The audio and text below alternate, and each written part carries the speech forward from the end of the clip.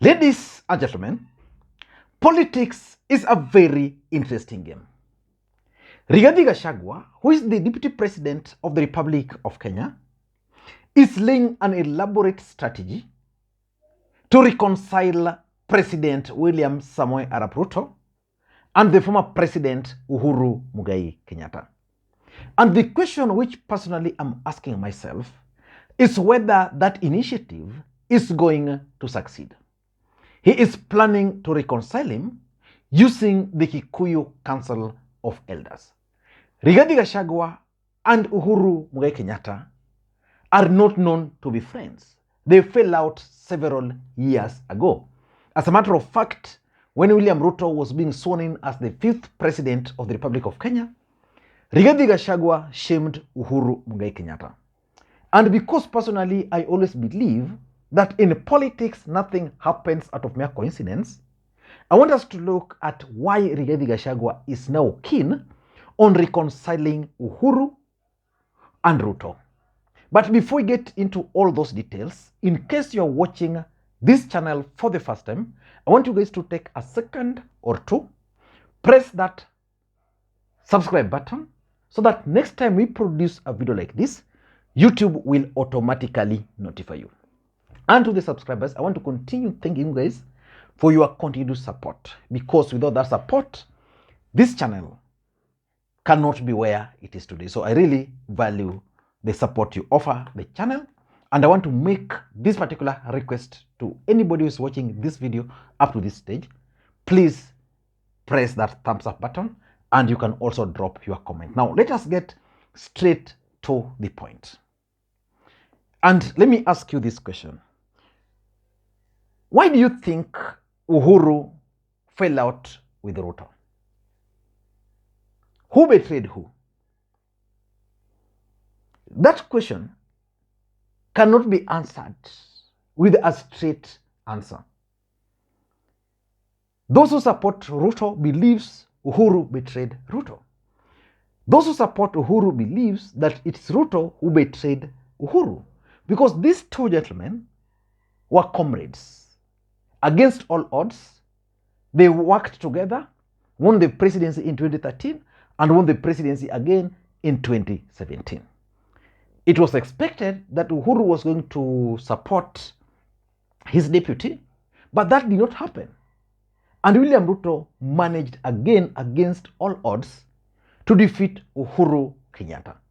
And I was talking to someone and he told me that because I was telling him that Uhuru will exit Azimio, the guy told me that Uhuru is going nowhere, that Uhuru still has issues to sort out with William Samoei Arap Ruto. But why do you think Rigathi Gachagua is trying to reconcile these two gentlemen? Will those efforts bear fruits? For me, I think Rigathi Gachagua is keen on this reconciliation because he wants to achieve the following objectives. Number one, Rigathi Gachagua intends to stamp his authority as the Kikuyu or as the Mount Kenya kingpin. As we speak, Rigathi Gachagua is the Deputy President of the Republic of Kenya. Uhuru Kenyatta is a former president, which means in terms of protocol, Uhuru is way ahead of Rigathi Gachagua. And again, if you look at it critically, even politically, Uhuru Kenyatta is more senior than Rigathi Gachagua. And Rigathi Gachagua intends to inherit the kingpinship of the Kikuyu nation. He can only do that, in my view, and this is what he's trying to do, by reconciling Ruto and Uhuru. If he will succeed in reconciling the two, automatically he will have both their endorsements as we speak. Because as we speak, as much as Rigathi Gachagua is the senior most politician from the larger Mount Kenya region, you can't really say that he's the kingpin. Because the votes which Ruto got in the mountain cannot be directly attributed to the contribution or cannot be attributed to Rigathi Gachagua. For example, if Ruto had appointed, say, Kindiki as his running mate, he would still get the same votes. So for me, Rigathi wants to stamp his authority as the kingpin, and therefore one of the biggest and the easiest route to that is by getting Uhuru Kenyatta's endorsement. He can do that if he will be able to reconcile the two. Number two, there is serious fear in Kenya Kwanza, fear of Uhuru Mugai Kenyatta. And I know most people, we may not agree, but Uhuru Kenyatta has the money, which means he can easily disrupt Ruto's programs. Uhuru Kenyatta has support base. You can't deny the fact that Uhuru Kenyatta delivered over 1 million votes to Raila Odinga. As we speak, William Ruto can only lose votes in the mountain. He can no longer gain votes.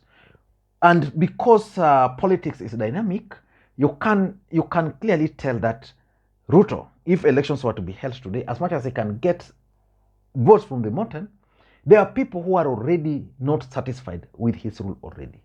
So because Uhuru has the money, he has the support, William Ruto and Rigathi Gachagua would really want him on their side.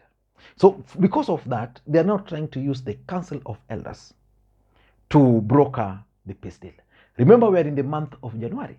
The month of January is a very bad month for everybody. So even the Council of Elders will easily take up this role. Because anytime they'll be meeting Ruto, watatoka na kitu. Every time they'll be meeting Uhuru to discuss this, watakuwa natoka na kitu. But the fact is, there is that fear. Number three, it is the scheme or strategy to isolate Raila Odinga. As we speak, Raila Odinga has the support of Uhuru. As we speak, Kalonzo Musyoka has issued demands, and I explained them yesterday. As we speak, there's serious attempts by Ruto to consolidate coastal region. The strength Raila still has today is derived from Uhuru Mugai Kenyatta. So if you were to remove Uhuru Kenyatta and take him to Ruto, then it will mean you will isolate Raila Amolo Odinga. Right now, with Uhuru Kenyatta's support, you cannot really isolate Raila Odinga. So I tend to think that Rigathi, Ruto, and their aides are feeling that as long as they can remove Uhuru from Azimio and have him reconcile with Ruto, then they'll be able to actually isolate Raila Amolo Odinga. And that's why the other day you saw Uhuru Kenyatta telling his troops to follow what Raila Odinga is telling them. Because Uhuru is also still, in my view, keen on trying to disrupt William Ruto's presidency. So, and I just want to make this prediction. 2023 is not going to be easy for Ruto. He'll be expected to deliver on the promises he made. Uhuru and Raila are going to pile pressure on him. And therefore, it's not going to be easy. So let us wait until that time. Number four, I think it's all about Mount Kenya political and economical interest. You see, if the mountain is speaking with one voice, then they can be respected. The truth is, majority of Mount Kenya tycoons were with Uhuru Mugai Kenyatta. Again, they lost with Uhuru Mugai Kenyatta. But what is the political interest of the mountain? The political interest of the mountain is post William Samoei Arap Ruto's presidency. How can they secure their political interest post William Samoei Arap Ruto? Can Rigathi Gachagua succeed William Samoei Arap Ruto? That is the question. If that cannot happen, how can Uhuru help them? So that's the first question, political interest. The next one is economic interest. Majority of business tycoons from the mountain were with Raila Amolo Odinga, which means right now most of them have lost businesses, most of them have lost influence, most of them have lost patronage, because there's what is called political economy, so that if you are in power, you empower your people. Like when Kibaki came into power, he empowered Mount Kenya. You see, that's the time we had the trans-century taking off. We had a Family Bank taking off. We had Equity taking off. We had several industries picking up in the mountain because most of those had actually collapsed under Ruto. So they want to take care of their politics and economy. They can only do that if they are united. And lastly, I think Rigathi Gachagua is now trying to increase his bargaining power within Kenya Kwanza. Because clearly, William Ruto prefers Musalia Mudavadi to take up certain roles. So he can only do this by being seen to be working towards bringing on board Uhuru Mugai Kenyatta.